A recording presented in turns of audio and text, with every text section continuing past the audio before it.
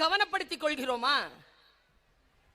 நான் ஒரு பெற்றோர்களுக்கு ஒரு 2-3 விஷயங்களை சொல்கிறேன். தொடர்ந்து நான் ஒரு 3 மாதமாக மொத்தமாக இருக்கக்கூடிய பெற்றோர்களிடத்தில் இதை சொல்லிக்கொண்டே இருக்கிறேன். ஒரு பெற்றோராக அதை அவதானித்து நான் சொல்கிறேன். எனக்கும் மகன் இருக்கிறான்.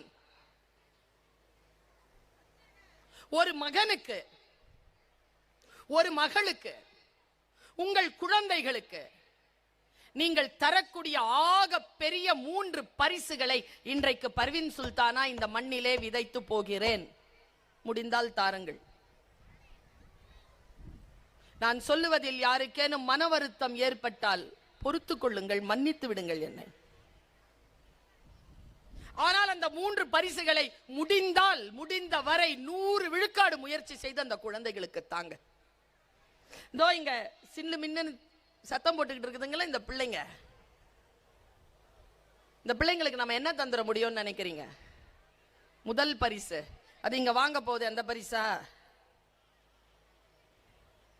அந்த குழந்தைக்கு நாம் தருகின்ற முதல் பரிசு தாயும் தந்தையும் சேர்ந்தே இருப்பது.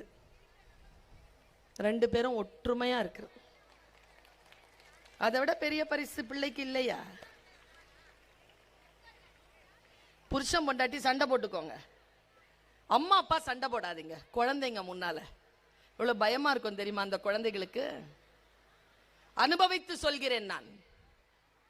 2வது பரிசு, இயற்கை முடிவு செய்தால் அதற்கு நாம் ஒன்றும் செய்ய முடியாது. உங்கள் உடல் நலத்தை பேணிக்கொண்டு உயிரோடு இருங்கள். பெற்றோர் உயிரோடு இருப்பதை விட மிகப்பெரிய பரிசு குழந்தைகளுக்கு கிடையாது. ஆரோக்கியமா இருங்க, உடம்ப பார்த்துக்கோங்க. 3வது பரிசு, கடன் இல்லாமல் இருங்கள். குழந்தைகளுடைய நிம்மதி உங்களுடைய வாழ்க்கையில் நீங்கள் வாங்குகின்ற கடனில் குலைந்து போகிறது. இந்த ஸ்கூல்ல, பெரிய ஸ்கூல்ல படிக்க வைக்கிறீங்கல்ல, அந்த குழந்தைக்கு பெரிய சிரமம் என்ன தெரியுமா? நீங்க ஃபீஸ் கட்டாம இருக்கிற அந்த டைம் தான். உங்களுடைய உழைப்பில், கடன் இல்லாத வாழ்க்கையில், பொருளாதாரத்தையும் உடல் சார்ந்த உயிரியல் ஒழுக்கத்திலும் சிறப்பாக இருக்கக்கூடிய பெற்றோர்களை பெறுகின்ற குழந்தைகள் உலகத்தில் வல்லமை பெற்ற ஒரு ஆளுமையாக வருகிறார்கள் என்பதனை என்னால் சொல்லிவிட முடியும்.